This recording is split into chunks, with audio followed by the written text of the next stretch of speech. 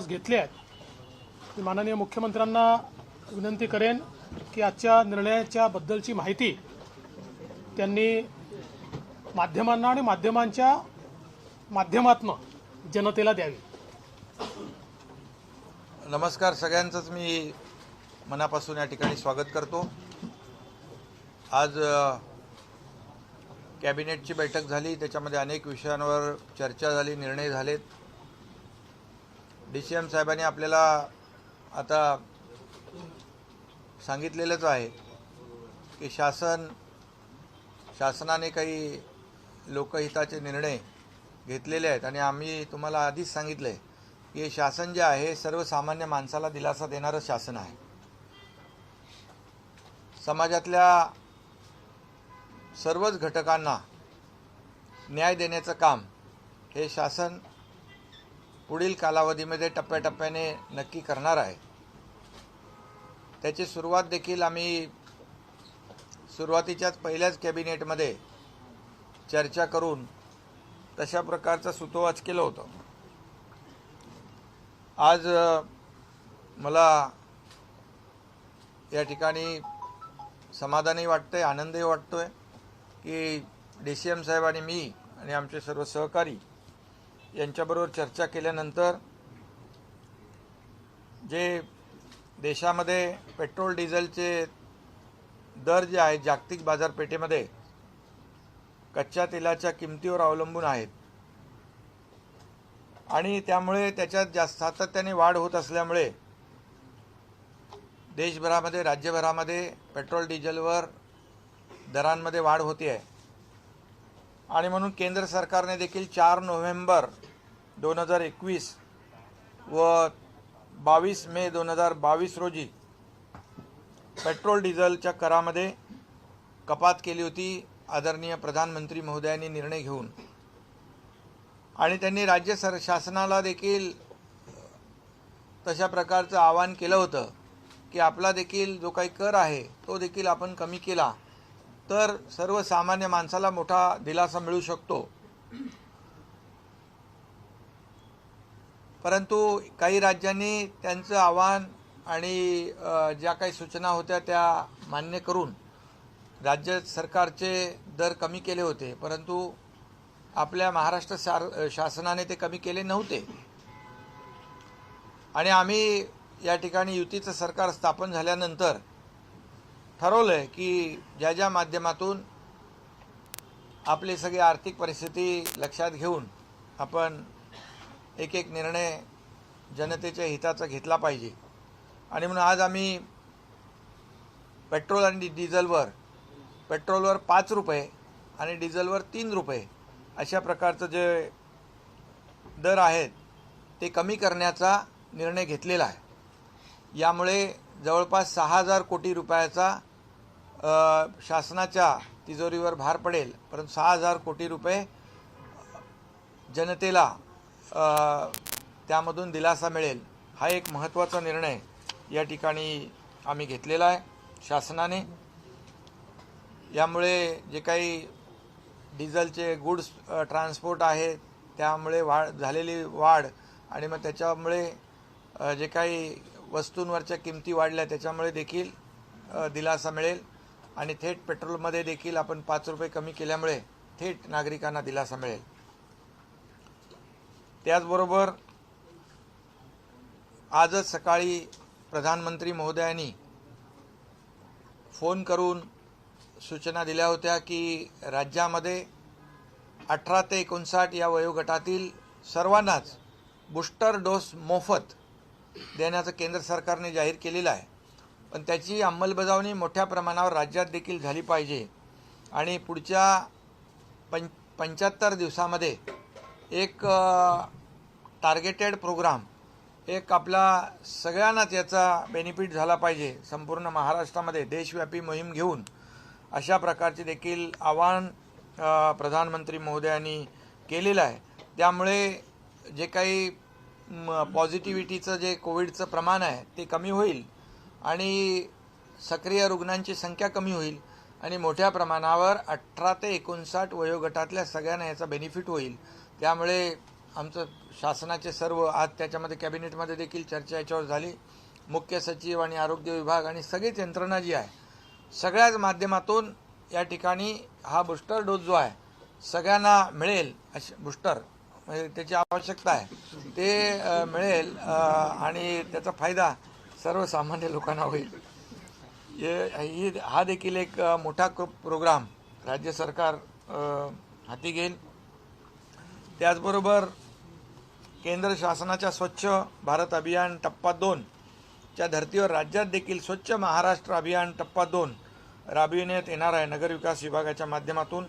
त्यामध्ये शाश्वत घनकचरा व्यवस्थापन असेल, वैयक्तिक घरगुती शौचालय असतील, सामुदायिक शौचालय बांधण्याचा कार्यक्रम असेल, हा मोठ्या प्रमाणावर आपण या ठिकाणी राबवण्याचा देखील निर्णय घेतलेला आहे.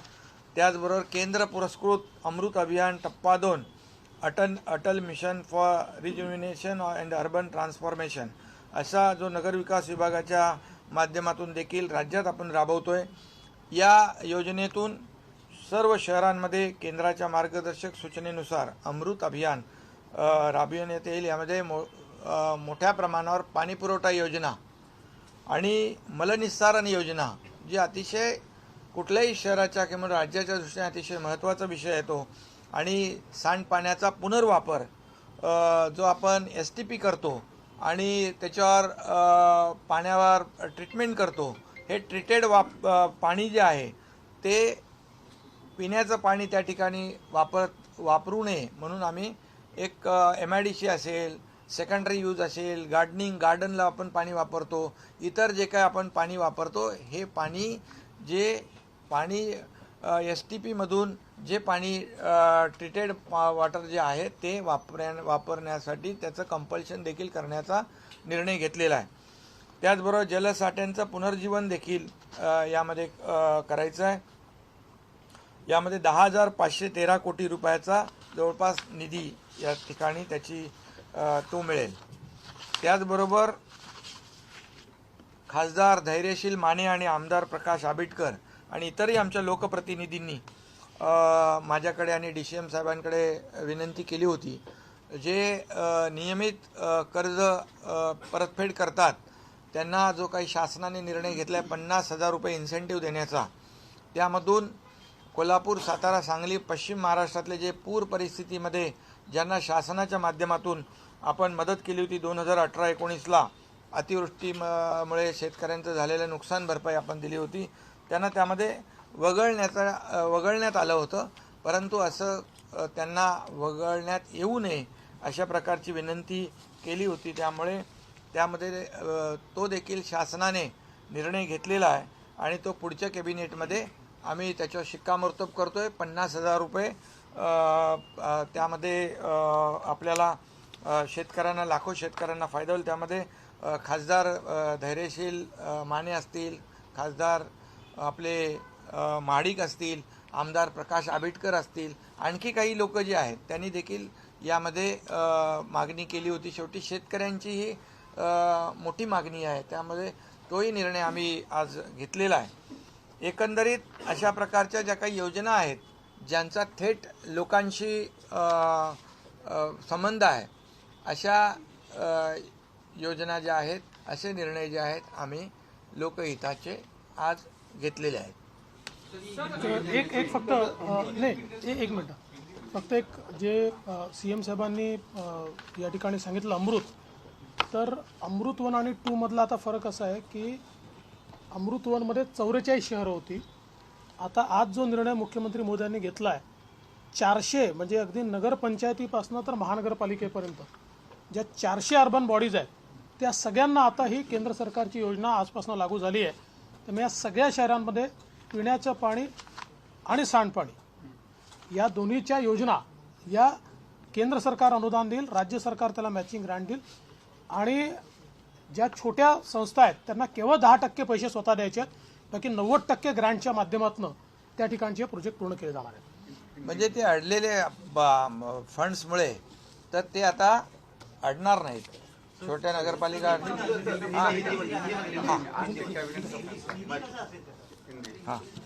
काही अजून नगर परिषद, नगरपंचायतीच्या ज्या नगराध्यक्षांच्या निवडणुका ज्या आहेत त्या 2018ला तो निर्णय घेतला होता, पण नंतर तो बदलला होता. तर त्या देखील थेट पद्धतीने घेण्याचा निर्णय देखील आज घेतलेला आहे. ग्रामपंचायतीचे देखील सरपंच जे आहे थेट त्याच्यामध्ये त्यांची निवडणूक होईल आणि असे देखील महत्त्वाचे निर्णय जे थेट लोकांच्याशी निगडीत आहेत.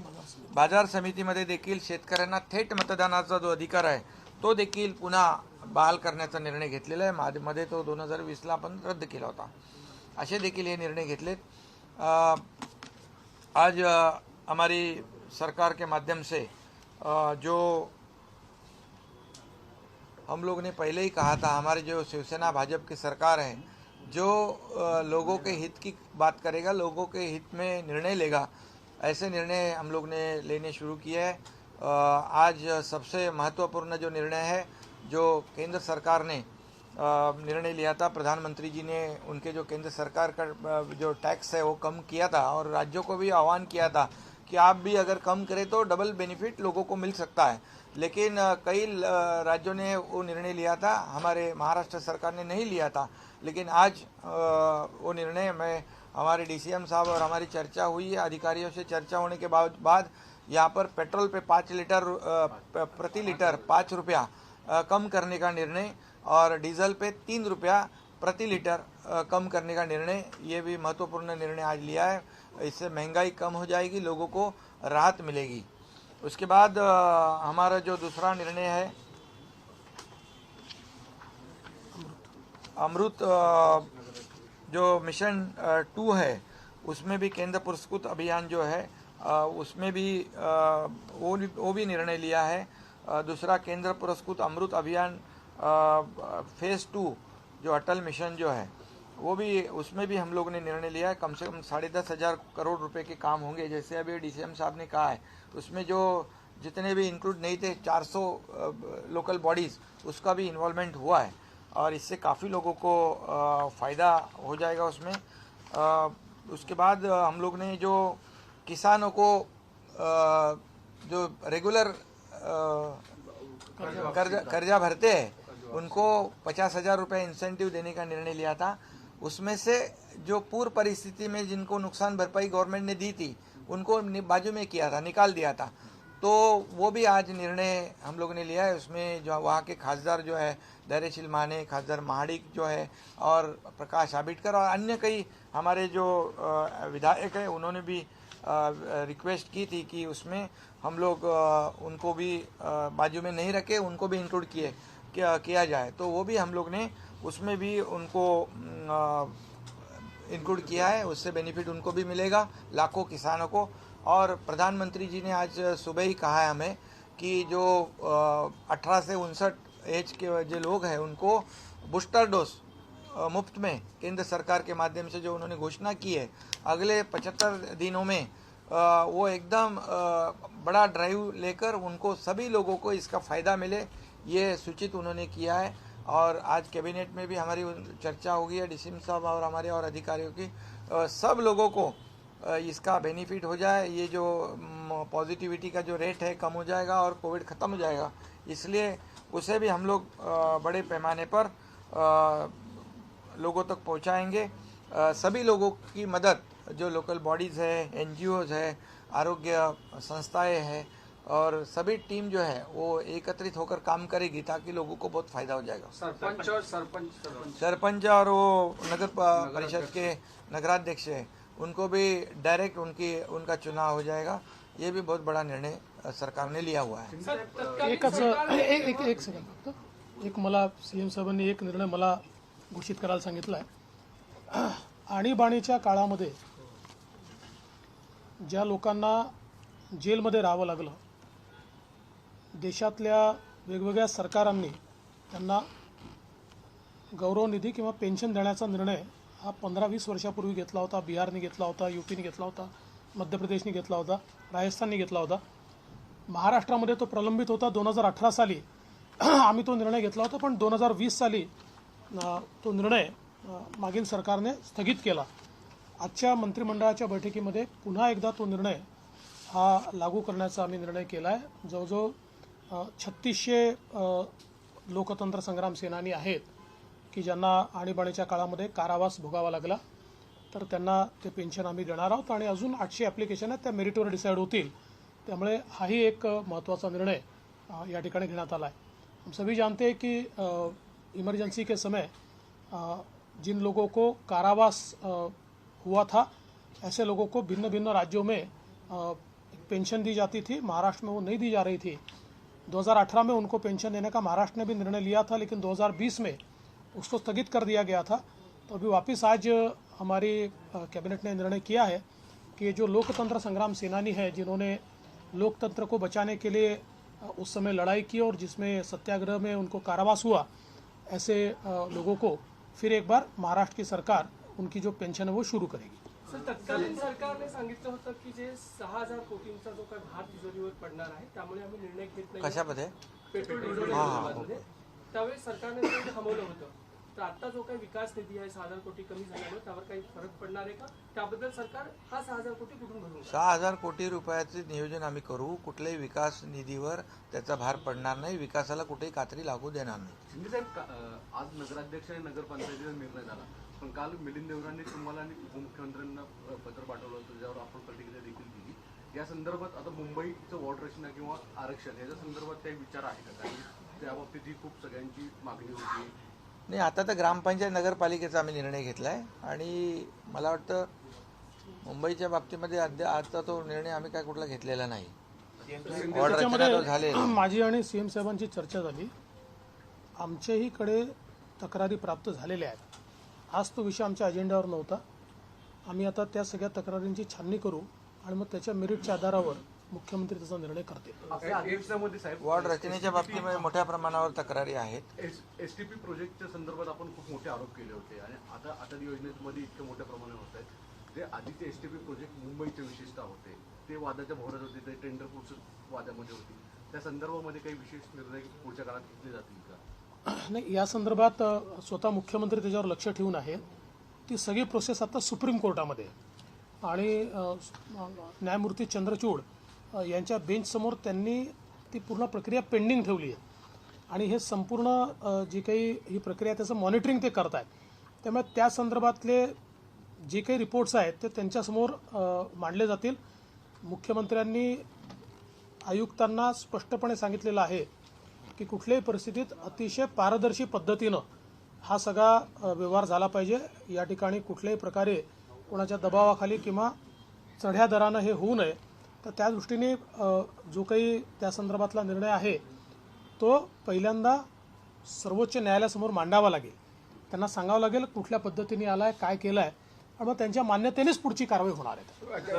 सरपंच का चुनाव जो जारी करने का जो फैसला किया गया है, आपकी सरकार में लिया गया था, उसके बाद दूसरी सरकार बदल दिया था, अभी वापस ले लिया. क्यों ऐसा क्यों उनको लग रहा था और अब सरकार को क्यों लग रहा है जिस तरीके से? देखिए, देश में आप कोई भी राज्य देखिए, सारे राज्यों में जितने बड़े राज्य हैं, सारे राज्यों में सरपंच का चुनाव डायरेक्ट होता है. दूसरा, जो महाराष्ट्र सरपंच परिषद है, इसमें करीब करीब सरपंच और माजी सरपंच 50,000 लोगों ने अधिवेशन लिया. आप सब लोगों ने कवर किया था और वो सब ने मिलकर, और किसी भी पार्टी से बिलोंग करते हो, सारे सरपंचों ने मिलकर एक मुख से उसमें ये कहा था कि भाई ये डायरेक्ट ही चुनाव होना चाहिए. मूलतः ये देखा गया है कि अगर इनडायरेक्ट चुनाव होता है तो चुनकर कोई भी आए, बाद में पैसे का और फालतू चीज़ों का अवलंब करके और जो डिजर्विंग है उसको बाजू रखा जाता है. तो उस दृष्टि से ये जो सरपंच परिषद ने जिस प्रकार से मांग की थी, सरपंच परिषद के लोग माननीय मुख्यमंत्री जी को मिले, मुझे मिले, जनप्रतिनिधियों से मिले, कई जनप्रतिनिधियों ने लेटर्स भी दिए, और उसी को मद्देनजर रखते हुए और देश में जो ट्रेंड है और विशेष रूप से जो 73rd अमेंडमेंट हुई थी, उस 73rd अमेंडमेंट का जो एसेंस था वो ये था कि भाई हम डायरेक्ट इलेक्शन करें. 74th अमेंडमेंट का एसेंस वो था कि हम शहरों में डायरेक्ट इलेक्शन करें. तो उसको देखते हुए ये निर्णय लिया गया है. सुबह आपने बात की है कलेक्टर से भी, सभी को निर्देश दिए हैं. बात को लेकर क्या दिशा निर्देश है आपसे भी और दोनों से जानना चाहूंगा कि क्या कदम आप उठा रहे हैं. सभी जगह पे सभी जहाँ जहाँ अतिवृष्टि हो रही है वहाँ सभी मैं भी और डीसीएम साहब भी लगातार संपर्क बनाए रखे. मैं अभी सब सुबह गढ़चिरौली के कलेक्टर के साथ मेरी बात हुई, वहाँ के चीफ सेक्रेटरी के साथ बात हुई. मैंने उनको वहाँ के मुख्यमंत्री है उनसे भी मैंने संपर्क किया है कि वहाँ के जो मेडिकट्टा है और कालेश्वरम है, एलमपल्ली जो है वहाँ डैम है, वहाँ के जो गेट है गेट ओपन किए हुए। कलेक्टर की हमारी सूचना थी, हमारे इरिगेशन डिपार्टमेंट की सूचना थी कि आगे के 24 आवर्स या 36 आवर ये गेट बंद नहीं हो, ऐसे भी हम लोगों ने उनको बताया। कोऑर्डिनेशन में काम हो रहा है। बाकी पूरे राज्य में सभी जगह पर हम लोग दोनों भी संपर्क बनाए रखे कि कहीं पर भी किसी भी तरह की दिक्कत ना हो। एनडीआरएफ हो, एयरफोर्स है, क्या एयरलिफ्ट करना है वो भी सूचनाएं दी हुई है। और जो फ्लड एरिया जो है उसमें जितने भी लोग रहते हैं उनको सुरक्षित जगह पर शिफ्ट करने का काम किया हुआ है। वहाँ किसी भी तरह की किसी को भी दिक्कत नहीं हो, उनके खाने पानी की व्यवस्था भी जिला प्रशासन को उसकी भी सूचना वो भी सूचित किया है ताकि किसी भी जगह पर जीवित हानि ना हो। इसे पूरी तरह लगा एसडीआरएफ है, एसडीआरएफ भी है, एनडीआरएफ भी है, सभी यंत्रणा काम कर रही है। आणीबाणीच्या काळामध्ये ज्या पद्धतीने आता पण निर्णय घेतलेला आहे की त्यांना पेन्शन द्यावी, मागच्या सरकारने मात्र असं सांगितलं होतं की हे सगळे आरएसएस आहेत त्यामुळे त्यांनी हा निर्णय बंद केला। राजकीय आक्षेपोटी घेतलेला हा निर्णय होता का? आता पहिली गोष्ट तर अशी आहे की आणीबाणीच्या काळात जेलमध्ये गेलेले हे जनसंघाचे लोक जास्त होते, पण सगळ्या पक्षांचे होते। आणि म्हणूनच लालू प्रसाद यादवांचं सरकार बिहारमध्ये असताना त्यांनी निर्णय घेतला त्यांना पेन्शन देण्याचा। मुलायम सिंगांचं सरकार हे ज्यावेळेस यूपीमध्ये होतं तेव्हा त्यांनी घेतलेला निर्णय आहे। त्यामुळे हा कुठल्या एका पक्षाचा विषय नाही आहे। जेव्हा देशाची लोकशाही ही इमर्जन्सी लावून संपवण्यात आली होती त्यावेळेस देशातले सगळ्यांनी विचार सोडून आपापले एकच ध्येय ठेवलं होतं की कुठल्याही परिस्थितीत देशाची लोकशाही पुन्हा बहाल झाली पाहिजे। आणि त्याकरता या लोकांनी सत्याग्रह केला। 2-2 वर्ष लोक जेलमध्ये, माझे स्वतःचे वडील 2 वर्ष जेलमध्ये होते। 1 महिना, 2 महिने, 3 महिने, 6 महिने, वर्षानुवर्ष लोक जेलमध्ये होते। आणि त्यानंतर ती लोकशाही पुन्हा आली, ज्या लोकशाहीचा आज आपण सगळे अतिशय गौरव करतो। आणि म्हणून या सगळ्या राज्यांनी त्यावेळेस तो निर्णय घेतला होता। महाराष्ट्रात तो राहिला होता, तो निर्णय आता आम्ही घेतलेला आहे। आता मध्यंतरीच्या काळात कुठल्या कारणाने कदाचित त्या सरकारमध्ये काँग्रेस असल्यामुळे त्यांच्या दबावाखाली, कारण जिथे काँग्रेस आहे तिथे त्यांनी हे निर्णय घेतले नाहीत किंवा मध्य प्रदेशचा घेतलेला निर्णय काँग्रेसने बदलवला होता तो पुन्हा नंतर सरकारने घेतला। त्यामुळे कदाचित मागचं जे सरकार होतं महाविकास आघाडीचं काँग्रेसच्या दबावाखाली त्यांनी तो थांबवला होता, पण आता तो पुन्हा आम्ही सुरू केला। सवाल है कि कैबिनेट के विस्तार को लेकर बहुत चर्चा हो रही देखिए, है। ये कहा मेरी जा रहा है कि हालात खराब प्रेस है। कॉन्फ्रेंस सीएम साहब के सीएम साहब से पूछिए। सीएम साहब आपसे सवाल नहीं करेंगे। कैबिनेट जल्दी करेंगे, जल्दी करेंगे, तिसऱ्या कॅबिनेटमध्ये आज आम्हाला मुख्यमंत्री आणि उपमुख्यमंत्री पाहायला मिळतात। जल्दी चौथ्या करेंगे, कॅबिनेटमध्ये तरी आम्हाला मंत्रिमंडळ पाहायला मिळेल। जल्दी हो जाए, लवकरच होईल। नाही, महाविकास आघाडीमध्ये 1.5 महिना 5 मंत्री होते, पण आम्ही तसं करणार नाही। आम्ही तसं करणार नाही। आज द्रौपदी मुर्मू जो राष्ट्रपति के उम्मीदवार है वो मुंबई आ रही है, आप लोगों से मुलाकात है, लेकिन ये भी जानकारी है क्योंकि शिवसेना ने समर्थन दिया खासतौर से उद्धव ठाकरे जी का जो ग्रुप है, तो क्या उनसे भी मुलाकात होगी? आप जानकारी आत्तापर्यंत जी माहिती माझ्याकडे आहे त्याच्यानुसार त्यांचा जो कार्यक्रम माझ्याकडे आला आहे त्यात काही वेगळी कोणाशी भेट दाखवलेली नाही आहे। त्यामुळे पण त्यांचा शेवटी निर्णय उमेदवार आणि त्यांचे जे काही प्रचार प्रमुख आहेत ते करतात। पण आत्ता तरी जो कार्यक्रम आलेला आहे त्याच्यामध्ये अशी कुठली भेट नाही। आणि याच्यामध्ये एक आदिवासी समाजाची महिला भगिनी आहे, त्यामुळे सगळ्यांनीच त्यांना सहकार्य करण्याचा निर्णय घेतलेला आहे। आमचे 50 लोकांनी घेतला आहे, खासदारांनी सगळ्यांनी घेतला, त्यामुळे ज्यांनी ज्यांनी निर्णय घेतला त्याचं स्वागतच केलेलं आहे, सगळ्यांचं स्वागतच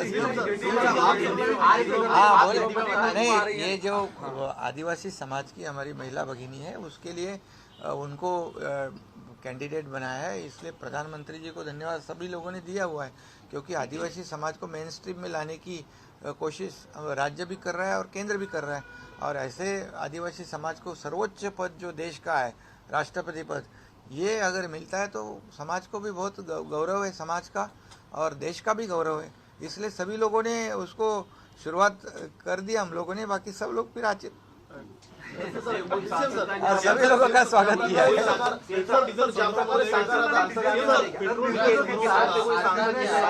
मुर्मू जी को नहीं, सांसद वोट करेंगे, पक्का वोट करेंगे। सर निर्णय पेट्रोल आणि डिझेलचा घेतलेला त्याची इम्प्लिमेंट लगेच लगेच रात्री 12 वाजल्यापासून. सर याचा जो एक प्रश्न सर, आहे ज्या की प्रकारे 21 मेला CM आणि मागच्या DCM सरकारने एक निर्णय घेतला होता त्यामध्ये 1 रुपया आणि 2 रुपये व्याट कमी केला होता. तो पकडून 5 रुपये आहे की तो वेगळा आहे? साहेब आता एकच सेकंद सांगतो. पहिल्यांदा तुमचे कन्फ्युजन काढून घ्या की त्या सरकारने निर्णय घेतला नव्हता. टॅक्सेसवरचे टॅक्सेस कमी झाले होते, त्यामुळे त्यांनी एकही पैसा कमी करण्याचा निर्णय घेतला नाही. टॅक्सवर आपण टॅक्स लावतो, त्यामुळे ते टॅक्सेस केंद्राने कमी केल्याबरोबर ऑटोमॅटिक आपले कमी झाले होते. हा कॅस्केडिंग इफेक्ट आहे. हा स्पेसिफिकली आपण घेतलेला निर्णय असल्यामुळे पूर्ण 5 रुपये हे सरकार माननीय मुख्यमंत्र्यांच्या नेतृत्वात कमी करतो. DCM सर आणि CM जे सर मतदान होणार आहे त्यामध्ये काही फेरबदल आता होतील कारण 4 नगरपंचायतच्या सुद्धा निवडणुका त्यामध्ये आहे. व्हावे तसे अपेक्षा आहे. CM सर DCM सर तुम्ही ग्राउंड लेवलवरती जाऊन त्या ठिकाणी अनेक पाहणी करताय, जिल्हाधिकाऱ्यांना आदेश देत आहेत. सरकार ऍक्शन मोड मध्ये आल्याचं पाहायला मिळतंय. अनेक महाविकास आघाडीपेक्षा तुम्ही महत्वपूर्ण असे निर्णय घेताय. तुम्ही ज्या प्रकारे म्हणलात की महाविकास आघाडीने दीड महिने विस्तार केला नाही, त्यांचाही तुम्ही रिपोर्ट बोलणार आहात का त्यापूर्वी करणार आहात? अरे असं काय नाही, लवकरच होईल. लवकर होईल. ओबीसी पाटील आयोगाचा रिपोर्ट दिलेला आहे. आता यावर प्रश्न उपस्थित होत आहे की आरक्षणाच्या संदर्भामध्ये निर्णय कधी होईल? कारण की हा न्याय 19 ला केस असल्यामुळे त्याच्यावर 19 ला केस आहे. बुलेट ट्रेन संदर्भात मुख्यमंत्र्यांनी कालच सगळे क्लिअरन्सेस दिलेले आहेत.